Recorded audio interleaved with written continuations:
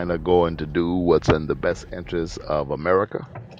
Or is China going to do what's in the best interest of China? What's going to happen with North Korea? What's going to happen with Syria? You have a hypocritical president who does not like people who do not look like him. He's called Mexicans rapists and criminals. He's called blacks lazy. He's made fun of the disabled. He's done a lot of things that are negative, that are not presidential, should not be.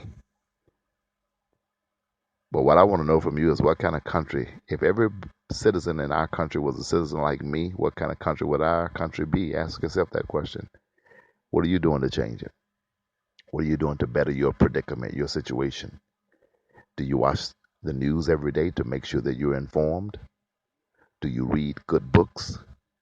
Do you at least read news articles online? Do you understand that readers are leaders? And I'm tired of seeing Hispanics broke, busted, and disgusted. I'm tired of seeing African Americans tore up from the floor up, broke, busted, and disgusted. Don't have any money, can't get anything, cannot acquire wealth. As soon as we get $1,000, we want to go spend it on another car. As soon as we get $2,000, we want to go get another car. We don't know what it means to have $5, $10, $15,000 in the bank in our name. And if you owe a lot of people money, it's probably better if you don't have it in the bank in your name. Have it in the bank in somebody else's name, or don't have it in the bank at all. Have it somewhere else. And if you don't manage money well, let somebody else manage it for you for at least a year. Some people never manage money well. You got to know what your weaknesses and your strengths are. I've got friends who always they have a trustee.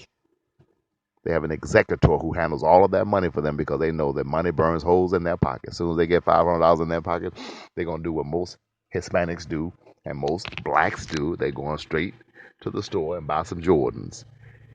We are a consumer nation.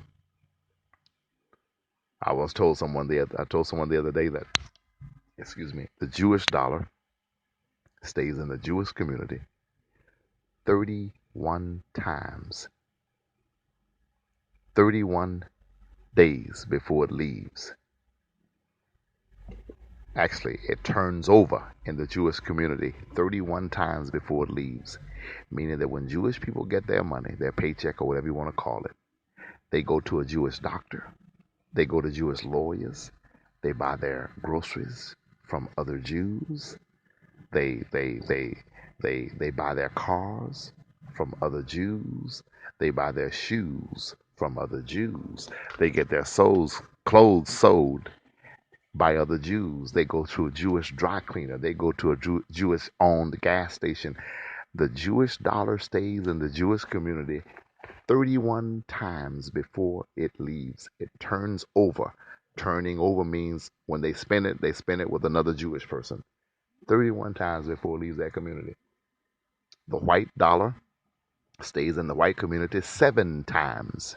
It turns over in the white community 7 times before it ever leaves the white community and goes to a black or brown hand.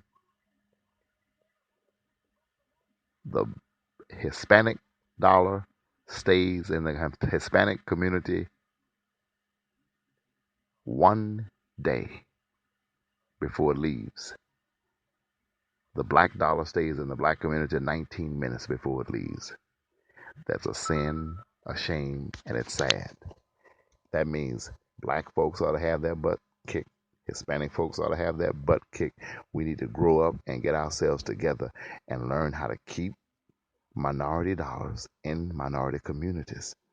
Not because we hate anybody else, not because we're racist, not because we're set tripping, anything like that, but because we want to build our communities up. We want to build our people up to be equal to everybody else and level the playing field. And one of the problems with Hispanics and blacks and even poor whites is they don't read enough. They don't think enough. If you want to excel, you have to learn how to read.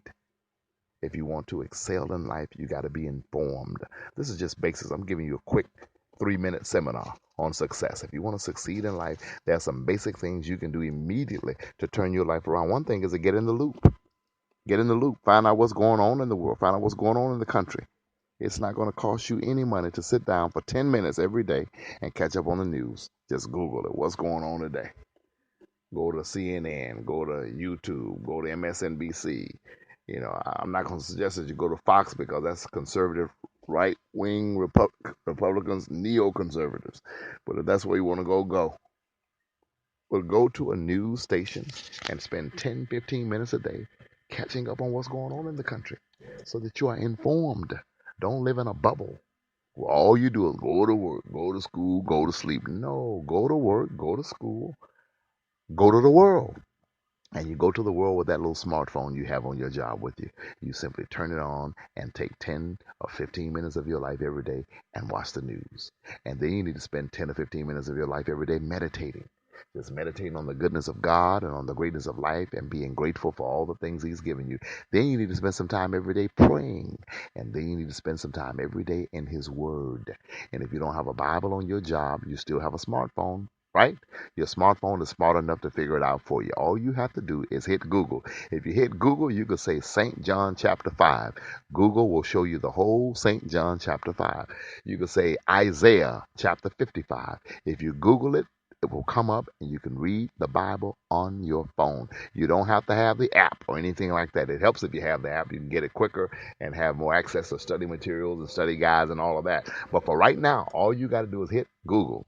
And Google will send you to the scripture that you want to look up in the Bible. Spend some time doing that every day. Remember I said on the earlier podcast, Google Reverend Hosea Williams, Hosea Williams, Williams. And also Google Ambassador Andrew Young or Mayor Andrew Young. Same person, Mayor, Andrew, Andrew, Young. When this podcast is over, I want you to do that. You can if you think you can. Believe in God. God's delays are not God's denials. He had already set this thing up. He said, I know the thoughts that I have for you, thoughts to prosper you and to bless you. It was already predestined. It was already planned for you to meet who you met when you met them. God knew what He was doing, and He still knows what He's doing now. He's still on the throne. Let Him be on the throne. Don't try to put yourself on the throne, because if you put yourself on the throne, God will not let you occupy a spot that's reserved for Him. He'll bring you down. At the end of this podcast, ladies and gentlemen, especially my chief armor bearer, Google Reverend Hosea Williams. Google Mayor Andrew Young. After you see who they are, send me a text. God bless you. Heaven smile upon you.